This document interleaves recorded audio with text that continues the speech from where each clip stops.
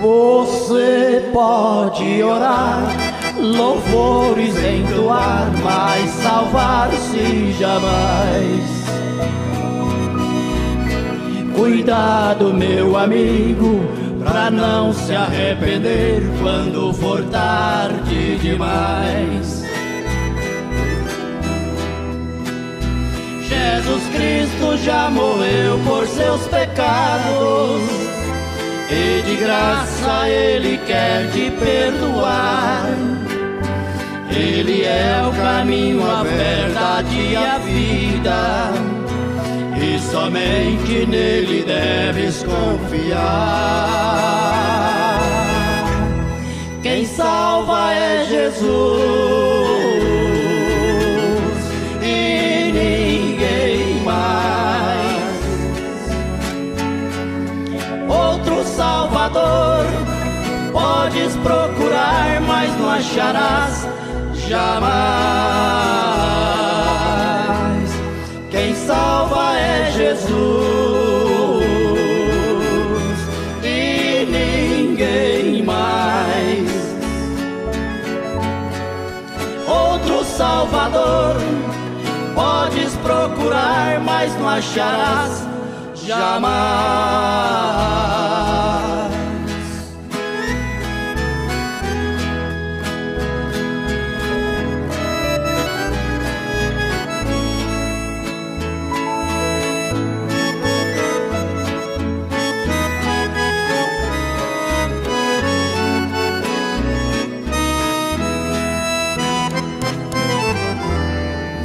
Você pode orar, louvores entoar, mas salvar-se jamais. Cuidado, meu amigo, pra não se arrepender quando for tarde demais. Jesus Cristo já morreu por seus pecados e de graça Ele quer te perdoar. Ele é o caminho, a verdade e a vida, e somente nele deves confiar. Quem salva é Jesus e ninguém mais. Outro Salvador podes procurar, mas não acharás jamais. Quem salva é Jesus e ninguém mais. Outro Salvador podes procurar, mas não acharás jamais.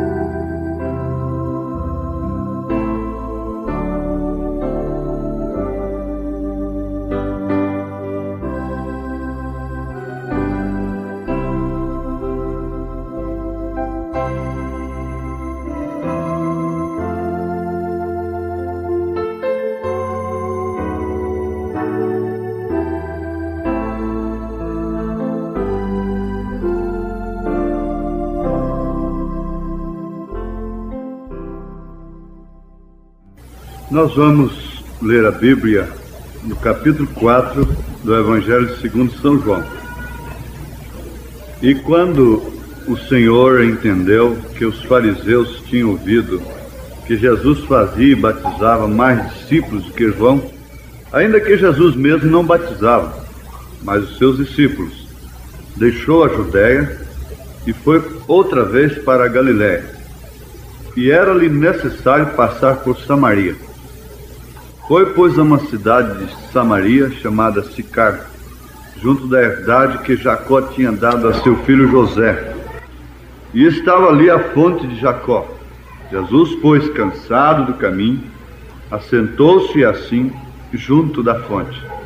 Era isto quase a hora sexta. Veio uma mulher de Samaria tirar água. Disse-lhe Jesus: dá-me de beber, porque os seus discípulos tinham ido à cidade comprar comida.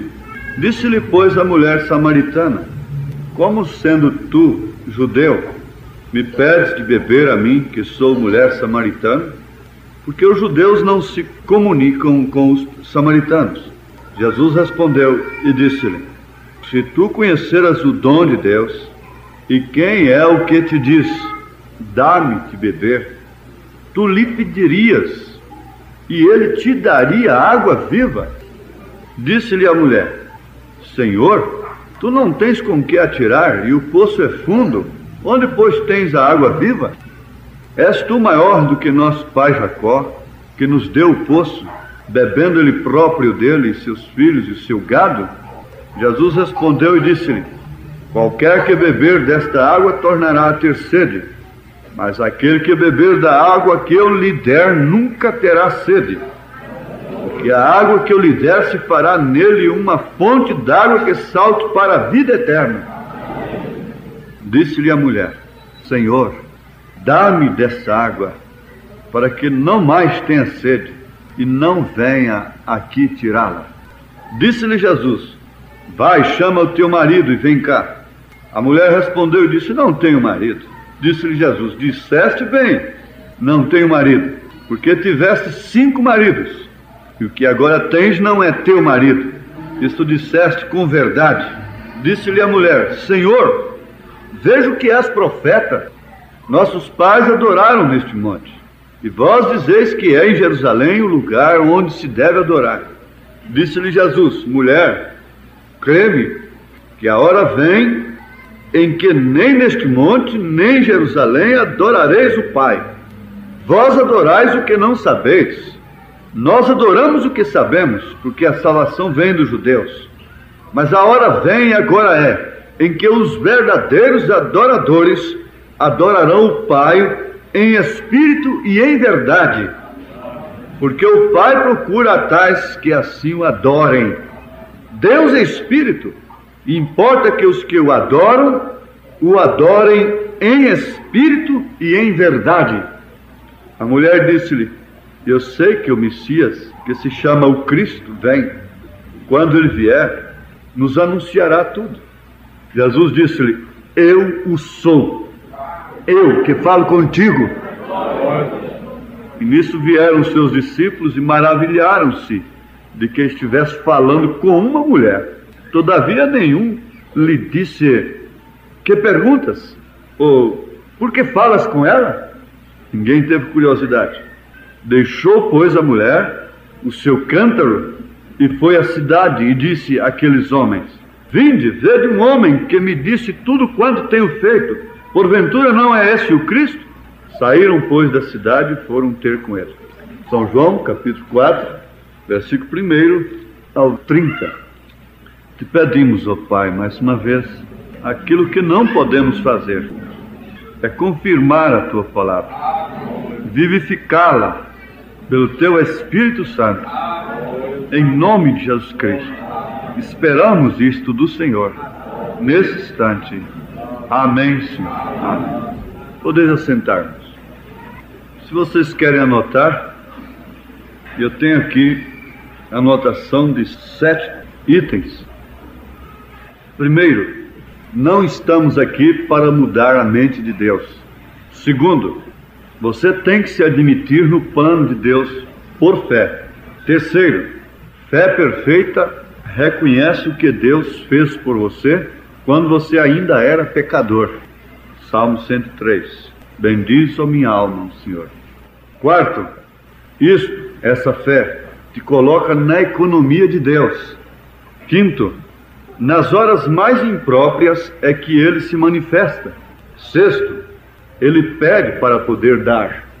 E sétimo, fé perfeita e amor perfeito andam de mãos dadas. Eu espero que nós possamos discorrer sobre esses assuntos que formam uma síntese do que vamos aprender ligeiramente e com bastante calma, espero em Deus, mas com a unção do Espírito Santo. A unção do Espírito Santo é para aqueles que querem ouvir a palavra e tê-la confirmada em suas vidas. Esta é a bênção do Espírito Santo num culto, numa pregação. Ter a palavra de Deus confirmada, vivificada pelo Espírito Santo em seu coração, em sua vida. Então, não é o quanto o pregador possa te emocionar através do dom, da eloquência, mas é o quanto o Espírito Santo possa tomar esta palavra e vivificá-la em seu coração, em sua vida. Esse é o fator principal de um culto. Isso se torna em um acontecimento espiritual na sua vida. Cada culto, Deus te fala. Cada reunião, Deus fala a você, particularmente. Você ouve o assim diz o Senhor. Às vezes, mesmo em relação a alguma coisa que você nem está cogitando, perguntando ou esperando uma resposta sobre aquilo. E às vezes Deus deixa você com a sua curiosidade e com a sua ansiedade de saber de determinada resposta para alguma pergunta que tem se tornado uma coisa muito importante na sua vida. E Ele está te dando outras respostas, mas você está com a mente tão ocupada naquele assunto que você não ouve outras respostas. Por isso que bom é que nós pudéssemos nos descontrair, pudéssemos entrar no Espírito, mesmo quietos, mesmo sem emoção alguma, mesmo sem sensação. Ele diz, fora de Cristo você tem sensação, mas em Cristo você tem fé.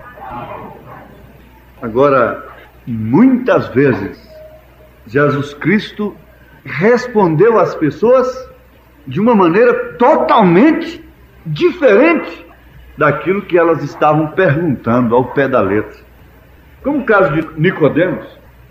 Nicodemos chegou ali e não falou coisa alguma, senão elogiando o mestre. Mestre, sabemos que vens de Deus. E havia entre os fariseus um homem chamado Nicodemos, príncipe dos judeus. Este foi ter de noite com Jesus e disse-lhe, Rabi, quer dizer mestre, bem sabemos que és mestre, vindo de Deus, porque ninguém pode fazer estes sinais que tu fazes se Deus não for com ele.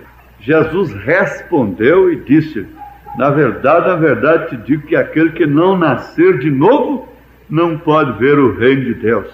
Agora, Nicodemos nunca havia pensado naquilo, mas Jesus respondeu de acordo com sua necessidade. E bom é que todos nós pudéssemos orar ao Senhor e falarmos com Ele dizendo, Senhor, fala-nos segundo a nossa necessidade, porque nem tudo que nós pensamos que é nossa necessidade, não é a nossa necessidade. Às vezes nós estamos precisando de um pontapé, ao invés de um carinho. O profeta disse que numa ocasião Moisés estava precisando de um pontapé de Deus. Agora, Ele é onisciente, Ele é onipresente, Ele é onipotente, Ele é Deus, Ele é infinito, e Ele conhece todas as necessidades aqui, nesse instante. Ele conhece todas as nossas necessidades.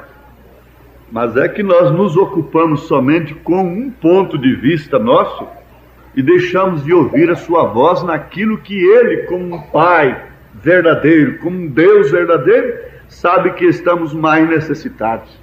Então não se ocupe muito com uma coisa terrena, não ocupe seu coração muito com um filho incrédulo, com uma filha incrédula, a ponto de não poder orar e a ponto de perder a sua mente, e a ponto de perder sono, e a ponto de perder a saúde, e a ponto de perder o apetite, porque enquanto você está morrendo por causa de uma pessoa, você está perdendo às vezes, você não deixa que Deus fale. Você entra na igreja só pensando na compra daquele automóvel, você entra na igreja só pensando naquela viagem que você vai fazer, e o pregador está falando e a sua mente está puxando para lá, e você está lutando para ver se concebe. Mas a nossa carne é como um animal selvagem que você consegue laçá-lo e ele estica aquela corda. Se você der 1 milímetro de folga, automaticamente aquela corda estica mais 1 milímetro. Se você der 1 metro para ele, ele vai manter aquela corda na mesma tensão que estava. Se você der 2 metros, ele vai manter, porque a sua tendência é evadir-se. E a nossa carne, a tendência dela é evadir-se de Deus, é fugir de Deus. Mas hoje eu vi a fotografia do irmão Branham, a coluna de fogo, e eu agradeci a Deus. Oh Senhor, essa mensagem é uma corda que amarra a gente em Cristo. A mensagem deste homem é uma corda que amarra a gente em Cristo. A carne está puxando, a corda está sempre tensa, esticada. A carne está sempre puxando ao contrário. E 1 milímetro que você dá de folga, ela estica. Se você dá 1 metro, ela vai embora. Até onde essa corda poderá nos segurar? Bom, eu espero que todos possamos entrar no Espírito. Você vê que aquela mulher, ela não estava muito incomodada com o seu estado. Pelo que acabamos de ler, o seu estado era terrível. E, no entanto, Deus se ocupou com ela. E ela não estava nem cogitando em ter um encontro com o Messias, ter um encontro com um profeta. Isso parece muito conosco, né? Nós também não estávamos cogitando, nós não estávamos caçando Elias. Onde está Elias? Aquela viúva não estava caçando Elias. Jezabel estava caçando, mas a viúva não estava. E ele foi lá na sua porta. Isso parece muito com a gente. Aleluia. Eu fico feliz. Nesta hora a gente é mais do que milionário. Isso é muito bom. Antes nós vivíamos jejuando, orando, clamando por alguma coisa que a gente não sabia, e buscando os dons e tudo mais. Mas um dia o Senhor veio atrás de nós, veio nos buscar. Cobrando, disse: nenhum homem busca a Deus, é Deus quem busca o homem. É Deus quem desceu lá naquele poço para buscar aquela mulher. Foi Deus quem foi lá no seu coração, e te trouxe para aqui, para a palavra. E você não está aqui para mudar a mente de Deus, está aqui para Deus mudar a sua mente. Mudar a sua mente a respeito daquele assunto, porque nós queremos que Deus enquadre, que Deus tome forma da nossa mente, do nosso parecer. Essa é a tendência humana. Mas eu creio que se Deus não tivesse dominado a nossa mente, nós não estaríamos aqui. Ele dominou a nossa mente. E nós podemos vê-lo no Filho, no Senhor Jesus Cristo. Ele dominou a mente deste homem, desta mulher, sobre o batismo. E você veio e foi batizado em nome do Senhor Jesus Cristo. E se há algum visitante que deixar Deus dominar a sua mente, a primeira coisa que você deseja é ser batizado em nome do Senhor Jesus Cristo. Porque seus pensamentos acerca de Deus caem por terra. E você deixa Deus mostrar quem é o nome do Pai, do Filho e do Espírito Santo para você. Oh, aleluia. E assim por diante. Deus muda a mente daquela mulher. Então nós não estamos aqui para mudar a mente de Deus a respeito de questão alguma, a respeito de sua vontade para cada um de nós aqui, nessa plataforma, entre esses diáconos, entre essas irmãs, estes irmãos. Há uma vontade de Deus acerca de cada criança que ainda está no ventre. Deus, sendo Deus, sabe o que significa melhor do que nós: predestinação. Então eu não tenho que convencer a Deus que Ele deva salvar o meu filho, que Ele deva mudar a mente de minha mulher. Eu não devo convencer a Deus que Ele deva mudar a mente de quem quer que seja. Agora eu posso pedir a Ele, humildemente: Senhor, muda a mente desta mulher, muda a mente deste homem. Porque quando Deus muda a mente de uma mulher, a primeira coisa que ela faz é vestir roupa de mulher. É quando o seu juízo fica são, sarado. Quando um homem tem a sua mente mudada por Deus, não por um convencimento pessoal, por um argumento humano, Deus transforma a vida daquele homem e ele nasce de novo. E Jesus disse: o Pai que está em mim é quem faz as obras. E ele disse: sem mim nada podeis fazer. Porque a palavra diz: quem tem um filho tem também o Pai, tem aquele que faz as obras. Então nós não vamos convencer a Deus de que o mundo deve ser mudado hoje. Nós não vamos tentar mudar a mente de Deus acerca do que Ele disse através dos profetas sobre esses dias, que são dias idênticos ao de Sodoma e de Gomorra. Sob uma súplica de Abraão, Deus pôde retirar a Ló dentro de Sodoma e de Gomorra, mas não mudou seu plano de derreter Sodoma, de fundir Sodoma com fogo que desceria dos céus. Ninguém poderá mudar a mente de Deus acerca do juízo que está sobre a terra e sobre os homens ímpios que têm negado a palavra de Deus. Eles irão de mal a pior. E tendo conhecimento disto, nós começamos a nos preparar, nós nos submetemos à sua vontade, nós obedecemos a sua palavra, e daí então vir a fé absoluta de que estamos dentro do plano de Deus para a redenção, para o rapto, para o arrebatamento. O dia que há um toque divino nesta alma do homem que veio do Senhor, que você não é deste mundo, que você veio de Deus e tem que voltar para Deus, nenhuma dificuldade desta vida poderá te separar do Senhor. Antes, porém, quanto maior for a dificuldade, mais você se aproxima de Deus, porque você tem que se admitir no plano de Deus, como Deus quiser a seu respeito. E aí então é vivificado aquilo que Paulo disse: em tudo dai graças. Ora, irmãos, é necessário que estejamos no Espírito para compreendermos esse item.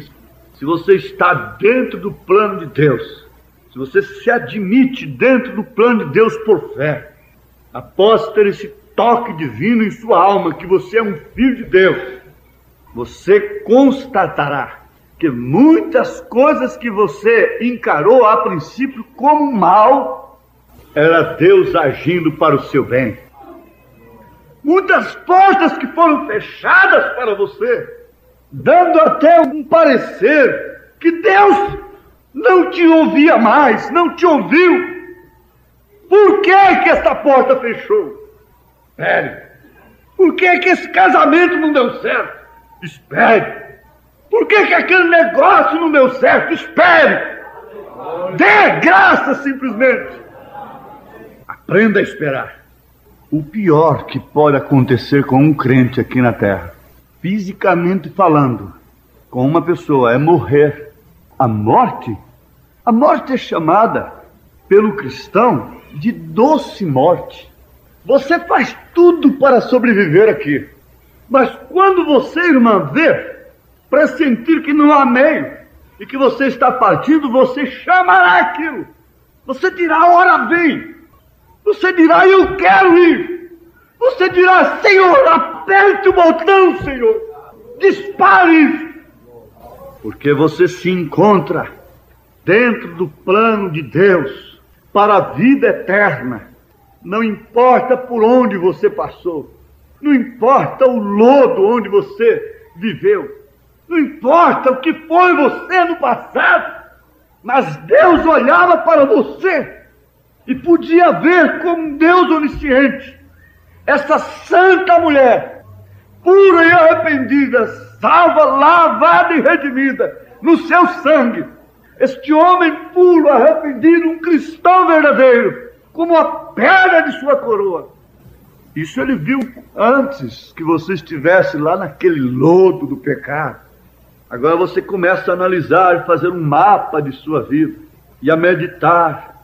E você tem tempo, às vezes numa madrugada, quando todo mundo ressona, muitos roncam, dentro de sua casa você medita, quem sabe com o barulho da chuva sobre o telhado e um trovão muito longe, rembombando, e você meditando no plano de Deus para a sua salvação individual.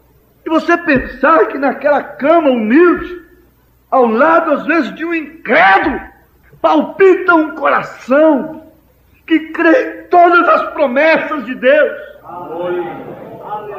que crê em todo o plano de Deus para a redenção de uma alma. Você não está com isto mudando a mente de Deus, você está se identificando com a mente de Deus. E aí é quando São Paulo diz: mas nós temos a mente de Cristo. Aleluia! Se nós temos a mente de Cristo, nós não tentamos mudar esta mente a respeito de quem quer que seja, mesmo que seja nosso próprio sangue. Veja que coisa linda. Vamos ver aqui a mensagem Fé Perfeita, a partir do parágrafo 91. Ele me encontrou quando eu não era nada, e ainda sou nada, mas agora estou em suas mãos. Aleluia! Ninguém pode mudar a mente de Deus a respeito de você. Ninguém pode mudar a mente de Deus a respeito do mais vil pecador. Ninguém pode mudar a mente de Jesus a respeito de Maria Madalena. Ninguém pode mudar a mente de Deus, do Senhor Jesus, acerca daquele ladrão. Os fariseus fizeram tudo. Se ele fosse, na verdade, um profeta, ele saberia que tipo de mulher está lavando seus pés. O profeta disse que ela passou por 1.500 homens, mais ou menos, numa reunião. E Jesus estava sentado lá adiante. E ela passou por 1.500 homens. E foi lá onde estava Jesus. E ali ajoelhou-se aos seus pés e começou a banhar-lhe os pés com lágrimas, enxugando-lhes com os cabelos.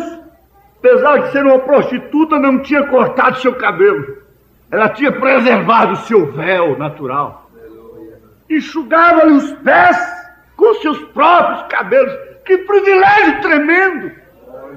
A mulher hoje ainda tem nunca tocar em seus cabelos. Isso é honra diante de Deus. Isso é poderio sobre os anjos.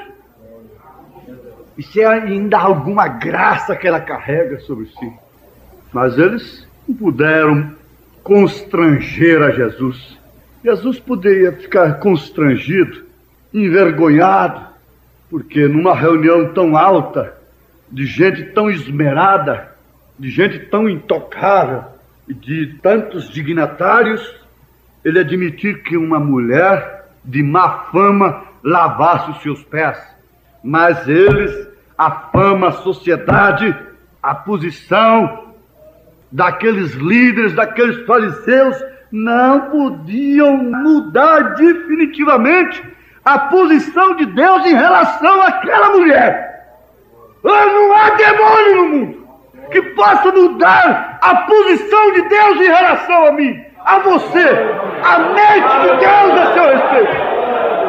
Dança os infernos, movam-se os demônios. Nada poderá mudar o que Deus determinou a respeito de seus filhos. Seus filhos têm juntado tesouros nos céus. onde o ladrão não pode minar, a traça não pode roer. É intocável o que Deus te deu.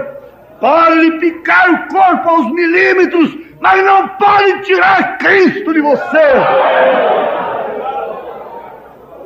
Tratem de mudar a mente de Deus a meu respeito. Quem quiser, diga para ele, aquele homem é um falso. Diga para ele, Senhor, ele é um falso.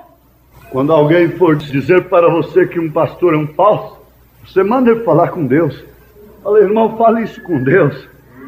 Só Deus pode mudá-lo de falso para verdadeiro. Supõe a gente a delirar no espírito.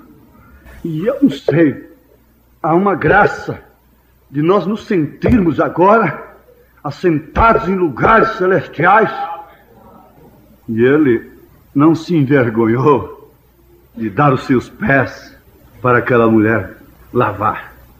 E disse, Simão, eu entrei na tua casa, não me deste água para lavar os pés, não me ungiste com óleo, não fizeste nada por mim.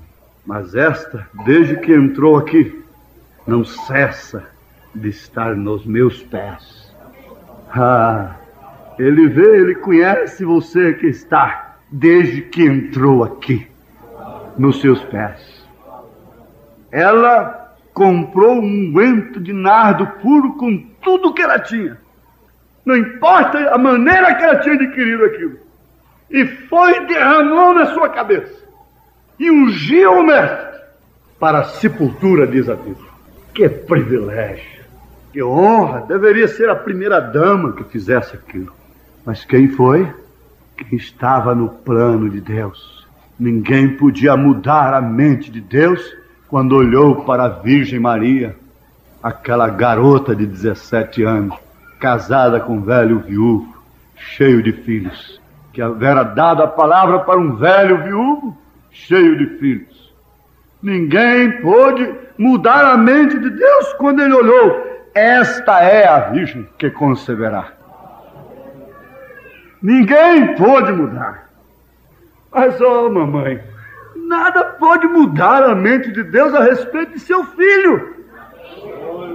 Ainda que ele tenha passado por momentos que tanto você, mamãe, como todos que viram a criação que você deu a ele, podia interrogar o que adiantou orar tanto, ser tão austera, tão rigorosa, e recomendar tanto esse menino a Deus, ele no mundo perdido, mentindo e fazendo coisas horríveis, ele com seu casamento fracassado, brigando todo dia com a esposa, separa um dia e encontra no outro. Mas Deus não podia mudar a mente a respeito daquele menino. Deus estava com o olho nele. Deus não muda a mente a respeito de você. E às vezes você está vendo hoje uma pessoa que está lhe dando tanto desgosto, mas você não sabe. É melhor respeitar o que Deus tem a respeito daquela vida. Senhor, me ajuda a respeitar. Eu não sei, por isso o que eu prefiro é esperar. Ele me encontrou quando eu não era nada, e ainda sou nada, mas agora estou em suas mãos. Ele me amou e me tomou quando eu não era digno de ser amado, e com você sucedeu igual. Às vezes a gente chega a pensar, aquele rapaz não merecia uma mulher como aquela, mas uma mulher como aquela não merecia a salvação, por melhor que ela seja. Ele nos tem mudado. O que vale dizer, ele tem mudado a nossa mente. Ele tem mudado a nossa maneira de pensar acerca dele próprio, acerca do batismo, acerca da vida comum, acerca de tudo nesta vida. Ele nos tem mudado. Podemos dizer juntos? Ele nos tem mudado. Ele nos tem mudado. Ele tem mudado a nossa mente. Então não é o que eu penso, não é o que eu sou, é o que ele é. E às vezes eu me encontro tão débil, tão indigno. E o que pode me segurar é justamente isto. Não é o que eu sou, mas é o que ele é. E o profeta de Deus sabia distinguir perfeitamente William Branham de Jesus Cristo. Ele disse: William Branham é o maior inimigo que eu tenho. E Jesus Cristo é o maior amigo que eu tenho. Jesus Cristo é o maior amigo que eu tenho, por isso eu amo. E eu não posso ser um diabo amando tanto a Jesus. Mas ele estava falando desta alma. Ele estava falando do que estava dentro daquele esqueleto humano que podia ser quebrado num desastre automobilístico. Mas ele sabia distinguir perfeitamente William Branham de Jesus Cristo, que muitos hoje não sabem. Sabe por que ele curava canceroso? Sabe por que ele conquistava até as feras com amor? É porque ele distinguia perfeitamente o ego do Senhor. Aprenda a distinguir. E você não ficará aí somente a se matar todos os dias. Você se porá de pé, saltará barreiras e vencerá como um verdadeiro herói de Cristo. Porque é melhor prevenir-se de uma doença do que propriamente curá-la. Melhor é não pecar, mesmo tendo remédio para o pecado, pecar. Agora, irmão, eu não quero formar um mistério a favor da igreja. Vocês entendem que nós somos seres espirituais. E nós somos uma teofania de Deus. E num sentido, nós somos Cristos, nós somos ungidos do Senhor.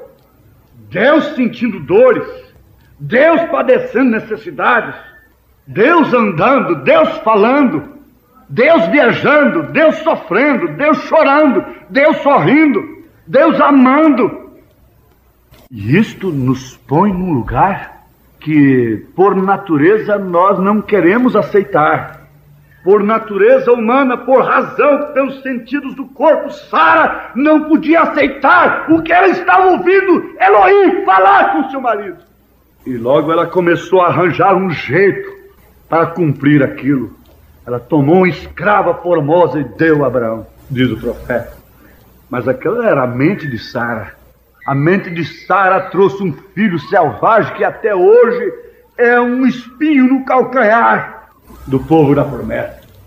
Mas a mente de Deus trouxe o filho original. Você está entendendo em que posição Deus tem te colocado através do seu parecer a seu respeito? Mas este é o parecer de Deus a meu respeito. Este é o parecer de Deus. Como ousa Maria passar por 1.500 homens numa reunião social, numa sociedade como a nossa? Como ousas entrar aqui? Como ousaste, Davi, entrar no lugar que você não pode entrar? Que ousadia é essa, Esther, de entrar na presença do rei antes do dia próprio, numa hora imprópria? O próprio Deus tem lhe dado ousadia de se apresentar e de viver como uma cristã, como um cristão. Quando um cristão respira, ele está respirando o Espírito Santo. Jó diz assim, e prosseguindo Jó em sua parábola diz: vive Deus, que desviou a minha causa, e o Todo-Poderoso que amargurou a minha alma, enquanto em mim houver alento, e o sopro de Deus no meu nariz. E o profeta de Deus manda numa mensagem: respire o Espírito Santo, o sopro de Deus em seu nariz. E você, cada suspiro que você dá, você respira oxigênio. E esse oxigênio é uma obra-prima de Deus para a vida. Sem oxigênio não pode haver vida. Sem o Espírito Santo não pode haver vida. E se uma criança não recebe esse sopro, ela morre. Não passa de um feto ao nascer. Respire o Espírito Santo. Respire Deus. Passe por 1.500 homens. Passe pela sociedade. Passe pelas barreiras. Passe pelas famílias. Passe por todo mundo. Passe pelas escolas. Passe pelas fábricas. Passe pelo comércio. Passe pelas avenidas. Passe pelo trânsito. passa por todos os meios, sempre em direção de Cristo, sempre em direção dele, respirando Deus, respirando o Espírito Santo, porque este foi o plano dele a seu respeito. Então, continue labutando, continue lutando, continue implicando, continue exortando, redarguindo, continue. Ele nos tem mudado. É como disse a irmã de cor, quando estava testificando: não sou o que devo ser, nem tampouco sou o que eu quero ser, mas a verdade é que não sou o que eu era antes. Ela sabia que havia vindo de alguma parte, algo havia sucedido, e assim é. Isso lhe admite no plano de Deus.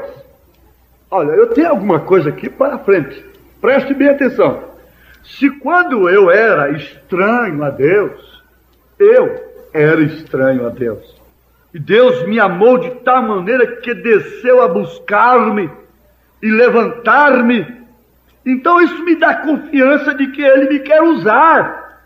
Se quando eu era estranho a Ele, Ele pode me tomar e me lavar como um verdadeiro pai, como uma verdadeira mãe. Você acaba de lavar seu filhinho e o deixa cheiroso, bonitinho, bem penteadinho, e ele sai ali fora, escorrega no barro e suja a roupa. O que faz você? O enxota de casa? Você corre, o toma nos braços, diz: filhinho, vem cá, agora você vai ter que tomar banho de novo, você vai ter que trocar essa roupa, você sujou a roupa que a mamãe te pôs. Filhinha, você tem que trocar de roupa agora, você sujou a roupa, você não podia sair lá fora. Veja só a consequência de você ter saído. Você caiu, você sujou a roupa, mas venha, a água aqui para você se banhar, lavar. Venha, retorne, venha para a casa de Deus, arrependa-se. Se quando você era estranho, Ele pode te lavar, Ele pode te perdoar, e hoje então, quando você tem companheirismo com Ele, Ele pode te usar como uma verdadeira esposa, como um verdadeiro marido, como um verdadeiro diácono, como um verdadeiro pastor, como um verdadeiro missionário, um verdadeiro evangelista. Ele tinha um propósito em fazê-lo. Ele viu algo em mim.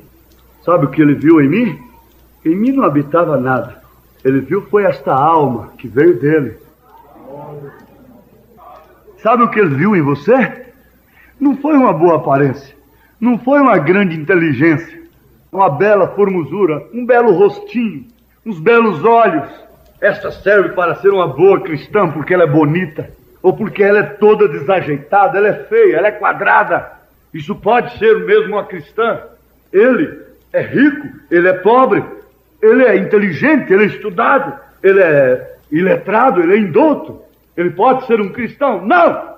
O que ele viu em você foi uma alma, foi uma semente lá dentro. Ao investigar a terra, ele encontrou que essa semente estava em determinado lugar. E então ele endereçou a sua mão no receptor, no ponteiro do rádio, um dia. E o primeiro programa da Rádio Universo, ouviu casualmente? Não, foi ele que tomou a sua mão e fez isto, e ligou, e ali então chocou com a semente. Há testemunhas disto aqui, há testemunhas disto que abraça a gente por todo o país chorando. É a água da vida indo para ele, esta água prometida à mulher samaritana. Oh, que coisa tremenda, irmãos. Estava no propósito dele fazê-lo. Ele viu algo em mim, ele também viu algo em você, e teve uma razão em salvá-lo. Observem as pessoas que não são salvas hoje. Vejam os milhões que podia haver tomado em vez de você, porém tomou você. Por que não é outra a minha esposa? Por que não é outro o seu marido? Por que você não está em outro lugar ao invés de estar aqui? Procure ver o mapa de Deus a seu respeito. Procure enquadrar-se na mente de Deus. Foi um propósito de Deus. Ele podia ter milhões no seu lugar, mas tomou foi você. Quando ele te tomou para este propósito, de ser uma esposa santa, de ser uma mulher humilde, reconhecida na economia de Deus, ele podia ter tomado outra. Ele podia ter buscado uma outra virgem ao invés de Maria. Ela podia chamar-se Joana, ela podia chamar-se Antônia, outro nome qualquer, mas foi aquela Maria. Foi esta, foi esta. Foi você, foi você. Foi você, foi você. Foi você no propósito dele. Ele viu algo em mim. Isto é esta semente. Nenhum outro pode tomar seu lugar. Nenhum outro. Amém. Você está na economia de Deus. Aleluia. Quando você reúne a sua economia, você faz a economia sempre para adquirir algo. E aquele algo torna-se propriedade sua. E você está na economia de Deus. Quando Raabe, ainda uma meretriz, porque eu não sei, deu lugar, escondeu os espias de Deus. Quando Josué ordenou a derrubada da cidade, disse: olha, aquela casa que tem um cordão vermelho pendurado é a única que não vai cair sob o toque das trombetas. Aquela casa é reservada para Deus. Aleluia. Aleluia. Olha, irmão, como Deus pode olhar de cima e ver todas as coisas, e Ele sabe que você não hesita em dizer não a Satanás. Quando Ele lhe traz as melhores propostas, você não duvida, nem vai perguntar para Deus. Só te serve quem está na economia de Deus. Porque você está na economia de Deus. E como pode ser você depois fazer uma união, fazer pacto, juntar um pedaço de Deus com um pedaço do mundo? Não há acordo com a luz e as trevas. Que consenso há? Não há. Agora, não é aquela moça que fica: será que eu vou perder um casamento e depois eu vou ficar titia? Não. Isto, Satanás. Isto. Você gosta sempre de apontar os barcos que se afundam. Você gosta de apontar aquela que não suportou ali, nem uma olhadinha ali. Mas você não aponta estas que estão aí, firmes e já com a opinião formada. Se não for no propósito de Deus, se não estiver dentro da economia de Deus, não é para mim. E mesmo estando aqui dentro, aleluia, nenhum outro pode tomar esse lugar. Esse é seu amor para você. Logo não será o seu amor estendido a ele? Ali então existe uma amizade. Não importa qual seja a situação. Todas as circunstâncias serão governadas por este amor, o qual produz fé. Porque Deus ama você e você ama a Deus. Se amam um ao outro, isso produz fé. Bem, e é impossível que não produza exatamente o que Deus prometeu. Então a fé perfeita é pura, tão pura como o amor. Agora, quando você ama a um indivíduo, como vocês que amam seus maridos, ou os homens as suas esposas, não há necessidade de que alguém lhe diga: você não a ama, porque a ama e você sabe que assim é. Agora, se eu lhe perguntasse: como você pode provar que a ama? Então me responderia: eu provo por minha maneira de viver. A esposa diria: eu sou uma esposa fiel e honesta nos meus olhares, nos meus pensamentos, na minha conduta, na minha entrada e na minha saída. Isso eu provo que amo o meu marido e o respeito. Ou o esposo: eu sou o esposo fiel. Isso prova que a amo. Então sua vida prova o que é. É igual com o cristianismo. Tem fé e confiança um no outro, e são puros. É algo real, e ainda que não possa mostrar a outra pessoa, você sabe que a tem e suas ações a provam.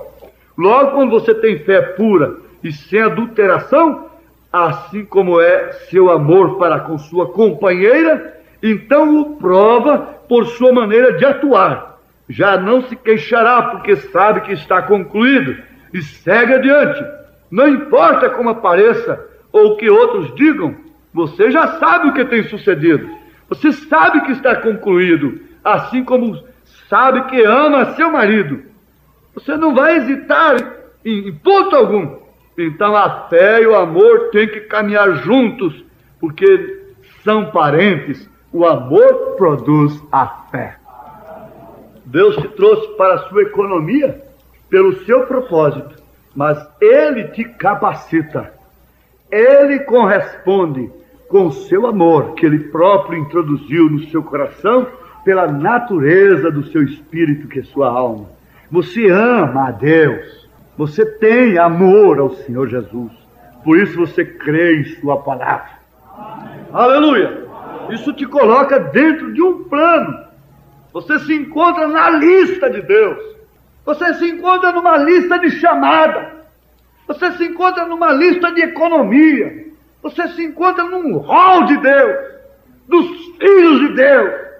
Você sempre responde chamada. Ele me chamará e eu lhe responderei. Amém. Oh, irmãos, coisa maravilhosa. Tremendo. Vamos lembrar aqui deste fato tão interessante sobre se quando eu era estranho a Deus, me amou de tal maneira. Agora, para completarmos esse pensamento sobre a nossa admissão no plano, no propósito de Deus para a vida eterna, o profeta disse para aquela pessoa que disse para ele descaradamente: creio que você é um anticristo. E ele respondeu: se isto agradasse ao meu Senhor, isto é o que eu quereria ser. Eu desejo ser o que Ele deseja que eu seja. Eu o amo. E se Ele me mandasse para o inferno, eu continuaria amando, se eu fosse com o mesmo espírito que tenho agora. Então ele tinha uma convicção do espírito que ele tinha. Agora, vocês guardem aqui. Aquele reverendo, presidente do Conselho de Ministros, depois que saiu aquela última entrevista no jornal, e eu disse para ele: reverendo, como pode o senhor impedir a Bíblia se cumprir ao meu respeito, desde que o senhor me considera como anticristo? Então quer dizer que o senhor quer impedir a Bíblia se cumprir a meu respeito? Em outras palavras, eu disse: então me agrada ser o que Deus propôs que eu seja, que eu fosse aqui na terra. Agora, eles me desconsideraram como pastor, mas Deus me consolou com isto. Veja que eu posso, porque o profeta deu esse testemunho particular dele. E eu posso, então, vos dar também esse testemunho. Deus me consolou fortemente com isto aqui. 1 Coríntios 9. Não sou livre? Não vi eu a Jesus Cristo, Senhor nosso? Não sois vós a minha obra no Senhor? Se eu não sou apóstolo para os outros, ao menos o sou para vós, porque vós sois o selo do meu apostolado no Senhor. Esta é a minha defesa com os que me condenam. Ora, eles me desconsiderando como pastor, quando eu tinha um rebanho que me respeitava e me respeita muito mais. Eu estou enquadrando um testemunho como esse. O que interessa é ser reconhecido pelo meu rebanho como pastor. O que diz que eu sou um pastor é o meu rebanho. Não há pastor sem rebanho. E pastor é aquele que traz consigo um rebanho. Este é o pastor. Esse tem um rebanho. Você pode ter sido um evangelista, pode ter sido um pregador, mas você ainda não foi um pastor. Porque não é porque te consagraram como pastor, mas o que reconhece um pastor é o rebanho, no sentido da palavra, de acordo com a Bíblia e com a mensagem do profeta. A ponto de ele dizer: espiritualmente o seu pastor é seu marido, sua igreja é sua esposa, espiritualmente falando. Veja só que responsabilidade, mas por outro lado, que graça. Então ele disse assim, e eu queria chegar a essa conclusão para ajudar os irmãos que sofrem. Olhem, preste atenção, que sofrem determinadas circunstâncias físicas. está aqui, quando ele falou com aquele jovem ministro, ele disse assim: eu acabei de falar com o jovem ministro e sua esposa no quarto há poucos minutos atrás, e ambos estão nervosos, exatamente como o resto do mundo, o restante dos seres humanos na Terra. Eu disse: recordem, Satanás quer te dar um murro. Não me importa quem você seja. Deus, ele tem o direito de dar aquele murro. O que você preferiria aquele murro? Ficar cego? Ou ser um artrítico, assentado em uma cadeira? Paralítico? Ou ser nervoso? Vem, tem algum lugar que ele pode te esmurrar, um espinho na carne, que te deixa insatisfeito, desconfiado de si mesmo, mas confiado em Deus, não vangloriando-se em si mesmo. Foi-me dado um espinho na carne para que eu não gloriasse, por causa das excelentes revelações. Mas o que preferia você? Ser uma paralítica, uma cega, ou sofrer dos nervos? Ser uma mulher nervosa? Na verdade, você terá que manter essa mancha, conservar essa mancha encoberta todo o tempo. E quem te olha, te vê como, de fato, uma cristã. Isso não pode passar para o outro lado. Como aquilo de Abraão não pode passar para o Novo Testamento. E você tem que manter esta coisa encoberta. Encoberta pelo sangue de Jesus Cristo. Mas você preferiria, então, ter os nervos abalados do que ser uma paralítica, um paralítico? Ser um cego? Então você conta com uma enfermidade da qual você não é culpada, não é culpado. E isso é Satanás te esmurrando. E agora o marido chega ali e você está doente dos nervos. E ele se põe a exigir de você, e você se põe mais nervosa ainda, porque aquilo ataca mais a sua enfermidade nos nervos. Que tal se sua esposa ficar cega e você começa a ficar nervoso com ela e diz assim: olha o buraco aí, por que você caiu nessa escada? Que mulher ignorante! Agora ela não quer nunca ser uma mulher nervosa, ele nunca quer ser um homem nervoso. Ele vai ter que encobrir essa mancha com o sangue de Jesus Cristo. E Satanás está sempre esmurrando e lhe condenando através de uma coisa que ele explora no seu físico. Mas aí então você tem uma fé perfeita. Você conhece o amor que tem por esse marido, por essa esposa. Você conhece esse amor que você tem por Deus, essa confiança que você tem ao repousar no braço direito de seu esposo. Você tem confiança que não é uma fingida, mesmo depois do ataque nervoso. Beijá-lo e chamá-lo de querido, de chamá-lo de meu amor. E você não é uma hipócrita, você sofre de um sistema abalado, um sistema nervoso. Isso sobrecarrega a sua alma. Isso põe em teste sua fé, põe em jogo sua salvação, se você chegar a duvidar desse propósito de Deus a seu respeito. Ó Deus, cobre-me esta mancha. Tu conheces a minha fraqueza.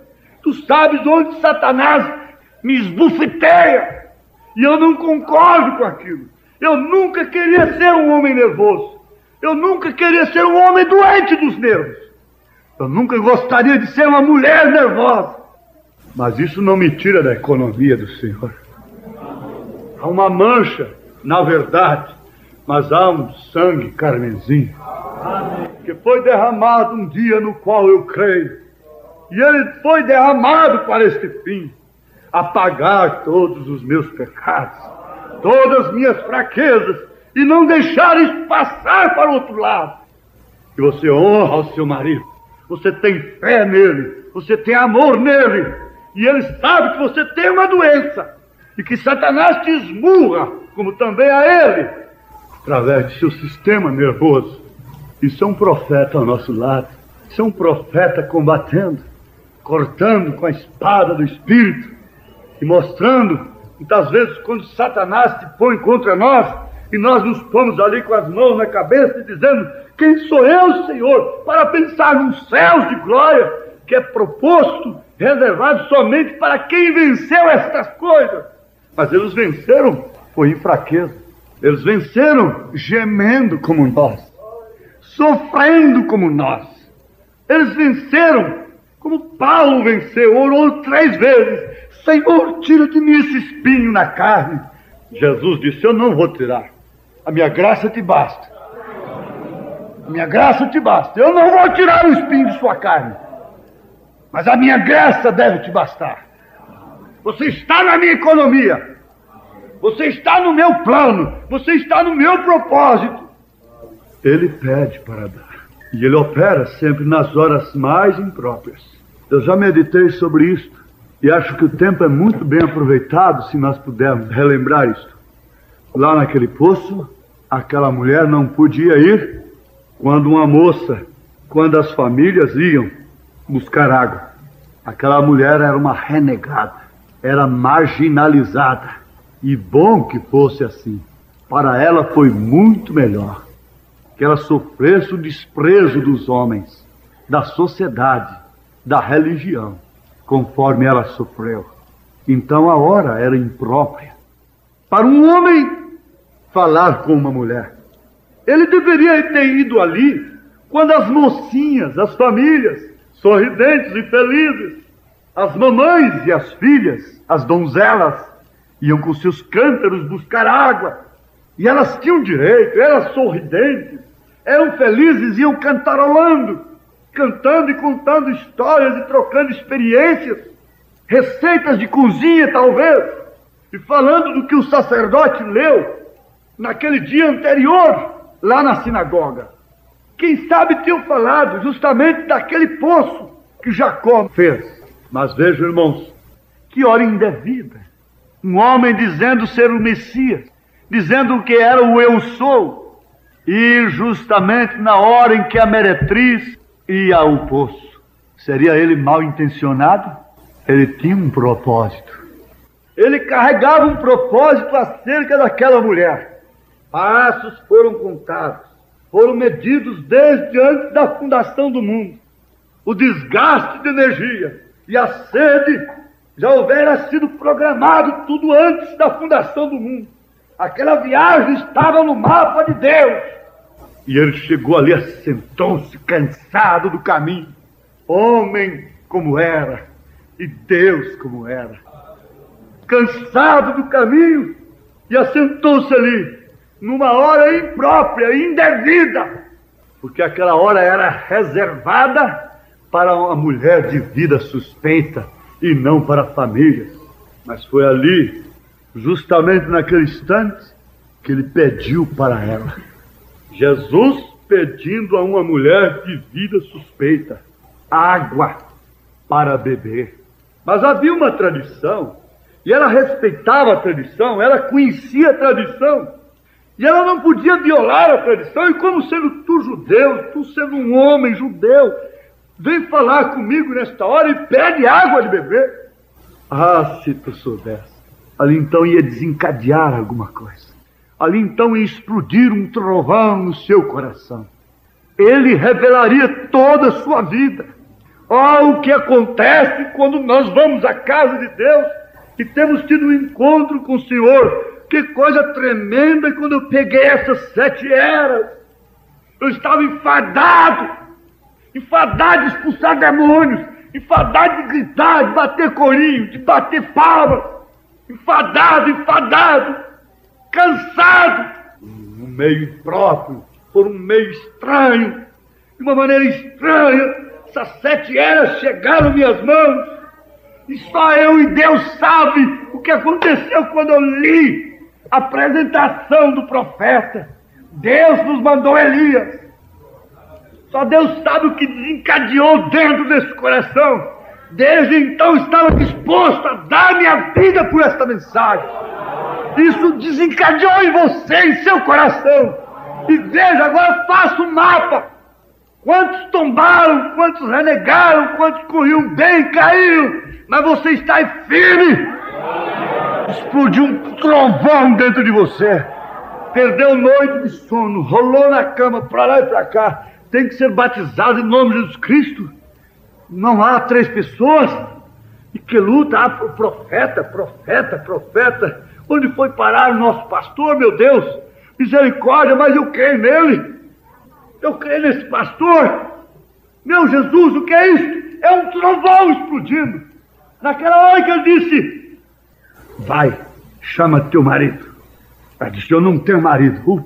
Meretriz, honesta, verdadeira, que não fingia coisa alguma. Ele disse: disseste bem, disseste a verdade. E naquela hora a palavra penetrou até as juntas e medulas e discerniu sua vida. Ele disse: vejo que és profeta. Anás diz: vejo Belzebu. Samaritana meretriz diz: vejo que és profeta. Os líderes religiosos dizem: é falso profeta. Você diz: é o profeta de Deus.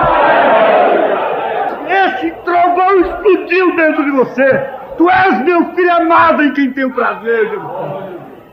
O que fez isto foi um trovão que explodiu. Houve uma explosão. Você vê que você não deve vir nunca para a mensagem com a sua mente manufaturada e torcendo Deus pela sua própria mente. E ninguém deve trazer ninguém ao batismo de uma maneira fabricada, constrangido. Porque se essa pessoa está no plano de Deus, Jesus chega para ela num determinado instante, talvez impróprio como aquele, um instante impróprio da vida, impróprio para entregar uma mensagem como aquela. Eu gritei com toda ousadia pelo Espírito Santo de Deus, que tem tido compaixão de mim e me sustentado até aqui. Se vocês não me quiserem, eu voltarei para a porta do mercado. Mas eu não creio mais nestas coisas. Deus nos enviou um profeta. Isso desencadeou em você, em seu coração. E veja, agora faça um mapa. Quantos tombaram, quantos renegaram, quantos corriam bem, caíram. Mas você está aí firme. Explodiu um trovão dentro de você. Perdeu noite de sono, rolou na cama, para lá e para cá. Tem que ser batizado em nome de Jesus Cristo. Não há 3 pessoas. E que luta, profeta, profeta, profeta. Onde foi parar o nosso pastor, meu Deus? Misericórdia, mas eu creio nele. Eu creio nesse pastor. Meu Jesus, o que é isso? É um trovão explodindo. Naquela hora que ele disse: vai, chama teu marido. Ela disse: eu não tenho marido. Meretriz, honesta, verdadeira, que não fingia coisa alguma. Ele disse: disseste bem, disseste a verdade. E naquela hora a palavra penetrou até as juntas e medulas e discerniu sua vida. Ele disse: vejo que és profeta. Anás diz: vejo Belzebu. Samaritana meretriz diz: vejo que és profeta. Os líderes religiosos dizem: é falso profeta. Você diz: é o profeta de Deus. Esse trovão explodiu dentro de você. Tu és meu filho amado em quem tenho prazer, Jesus. O que fez isto foi um trovão que explodiu. Houve uma explosão. Você vê que você não deve vir nunca para a mensagem com a sua mente manufaturada e torcendo Deus pela sua própria mente. E ninguém deve trazer ninguém ao batismo de uma maneira fabricada, constrangido. Porque se essa pessoa está no plano de Deus, Jesus chega para ela num determinado instante, talvez impróprio como aquele, um instante impróprio da vida, impróprio para entregar uma mensagem como aquela. Eu gritei com toda ousadia pelo Espírito Santo de Deus, que tem tido compaixão de mim e me sustentado até aqui. Se vocês não me quiserem, eu voltarei para a porta do mercado. Mas eu não creio mais nestas coisas. Deus nos enviou um profeta. Oh, aleluia! O plano de Deus, o mapa de Deus tem que ser executado. Ele tem que chegar a um ponto final. Ele faz uma escala que quantas voltas ele queira dar, não interessa, meu Deus. Quantas fases eu tenho que ter, não interessa. Interessa que eu creio que eu estou no teu plano e que chegarei na explosão final, quando Deus infundirá aquele batismo tremendo e essa noiva será levada no rapto. Mas ele pediu para poder dar. Ele pediu à viúva só tinha um pouquinho de azeite, um pouquinho de farinha, mas ele pediu para poder dar mais. Aleluia, porque aquele que tem ser-lhe é dado. Ele pediu 7 pãezinhos, ou 5 peixinhos e 2 pãezinhos, para poder dar milhares. Ele tem te pedido, e através de você, o que tem feito ele? Através de suas orações, ele tem multiplicado sua fé. Você cria uma atmosfera onde você passa. Você é um raio, você é um astro. Você é um ser estranho para o mundo. O mundo não pode te ver. Você é uma teofania de Deus. Você não pode ser visto pelo mundo. O mundo te olha e te vê uma pessoa obsoleta, antiquada e tão natural como as demais. Mas ele está como aquele radar. Quando um carro entra na pista em tal ponto, na rodovia, eles começam a acompanhar aquela viagem do carro por um painel de um radar. E ele vê aquilo, um sinal luminoso. É o carro número tal, placa número tal. E vê a hora que ele corta indevidamente, ultrapassa indevidamente. E que velocidade ele pôs em tal trecho, em tal quilômetro da rodovia. E quando ele chega lá no posto policial, já tem um soldado lá com a mão levantada. Para aqui, o senhor ali fez isto. E ali o senhor excedeu a velocidade. E o senhor está multado. E ele tem você dentro desse painel. E você é um sinal luminoso a essas alturas. E você não pode falhar. Mas não é você, é ele você. Não é o carro que está no painel. É um sinal luminoso. Oh, que glória. Estamos na mira de Deus. De um Deus que tem olhares tenros, compassivos. De um Deus na bem-aventurança. No Deus que conhece seus gemidos. No Deus que tem prazer. Paulo disse: sede agradecidos. Encontre-se na economia de Deus. Identifique-se com sua posição em seu corpo. E cheguei a pensar que um clamor de uma velha, pobre viúva deveria ser feito aqui de público, para dar vergonha para muitas esposas que têm maridos que vivem lutando com tudo que tem por elas, e elas são mal agradecidas. Espero que ninguém esteja nesse estado aqui, mas a gente vê certos casos que a gente fica com vergonha de Deus.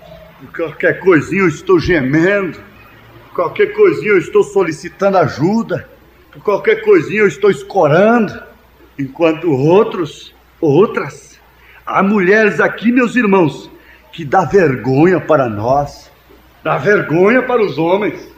Nós gememos à toa, nós damos muito trabalho para elas, nós somos exigentes, mas dá vergonha para a gente. Ó, filha de Deus, ah, que espírito tão forte. Mulher de cor, mulher pobre viúva, grande a tua fé.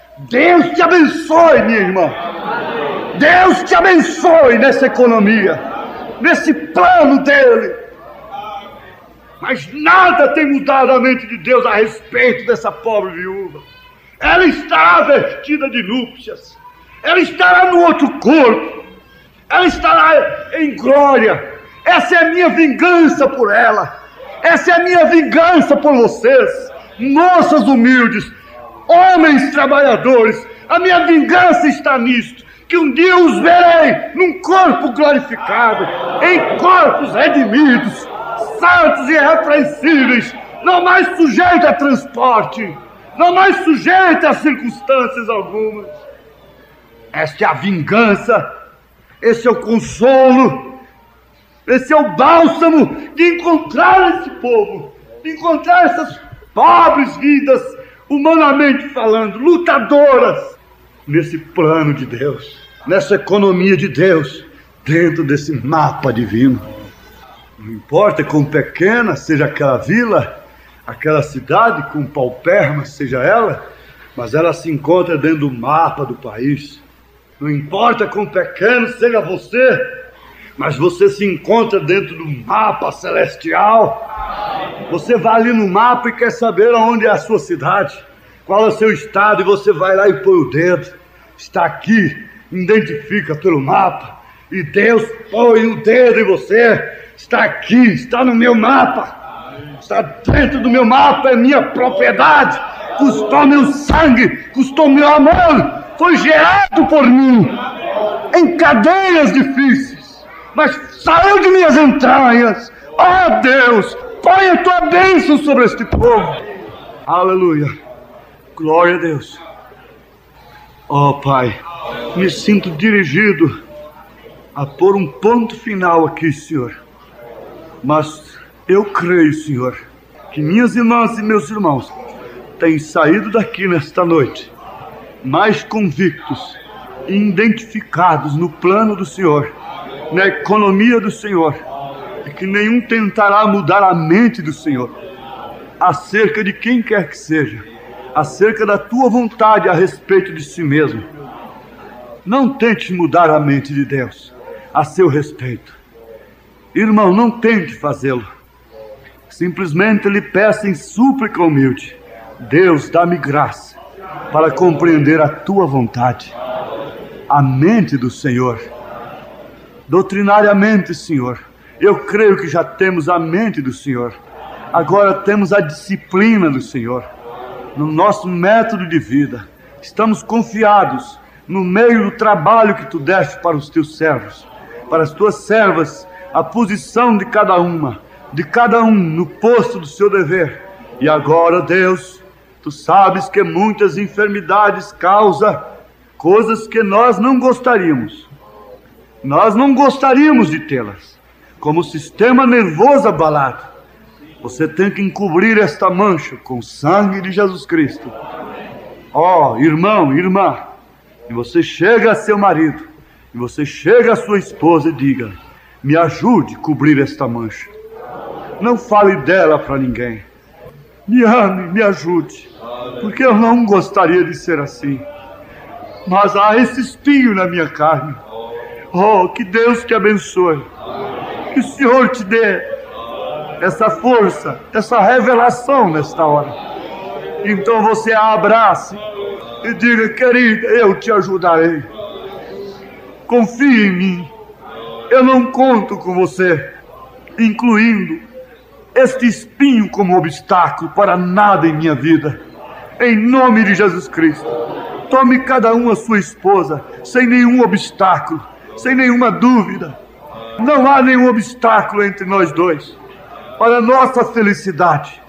Não há nenhum obstáculo entre nós como irmãos, como diáconos, como pastores, como os obreiros, em geral como irmãos, como corpo misto de Cristo.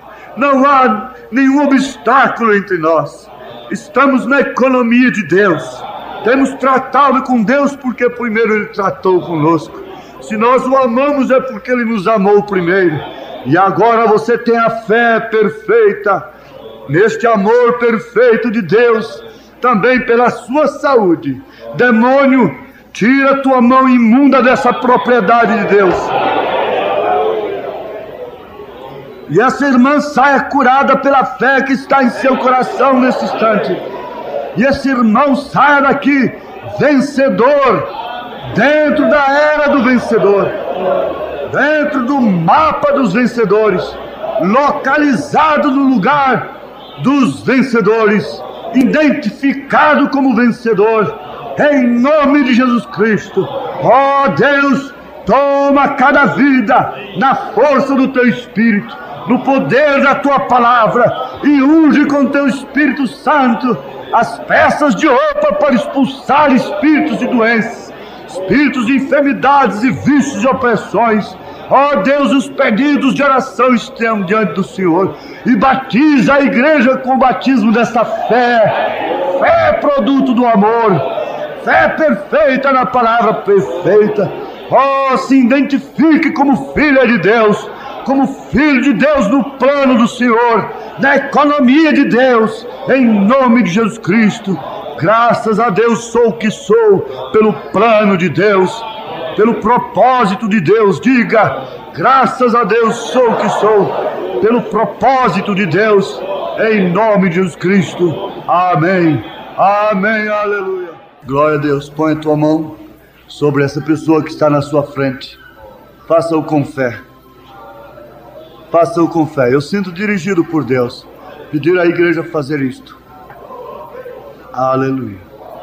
Não ponha a eleição de ninguém em jogo por causa de um mau procedimento, por causa de uma falha. Você não conhece a mente de Deus acerca daquela pessoa. Sempre ore pelas pessoas secretamente quando vê fraqueza nelas. Às vezes elas estão sofrendo terrivelmente por causa daquelas fraquezas. Às vezes elas precisam de tua ajuda, não de teu julgamento. Aqui está um povo com uma só mente agora, a mente de Cristo. Senhor, o que impede essas maravilhas? Deixamos segundo a vontade do Senhor. Não queremos nenhum acontecimento para o nosso prazer apenas. Nós queremos que o Senhor tenha prazer de realizar as obras no nosso meio, que são dignas do Evangelho que pregamos e cremos. Mas ainda que nada acontecesse, simplesmente o amor umedecendo os nossos corações, tirando a dureza, reservas, e nos unindo numa só fé, num só Espírito. Ó Deus, nos encontramos dentro do mapa do Senhor, dentro da propriedade do Senhor. Ó Deus, aquela mulher passou por 1.500 homens e foi reconhecida pelo Senhor. E disse que todas as vezes que o Evangelho fosse pregado, ela seria citada. Seu testemunho. Agora, Senhor, aqui estamos nós, vivendo a fé do momento, da era presente, a era do olho. Isso é profeta, isso é águia, isso é ver as coisas. Não somente ver o mal, mas ver aquilo que Deus tem feito por nós. Não ver somente o que o diabo está fazendo, mas ver todo o plano de Deus acerca do nosso arrebatamento, da nossa salvação. Nos encontrar a nós mesmos dentro da economia do Senhor. Em nome de Jesus Cristo. Unja esta igreja.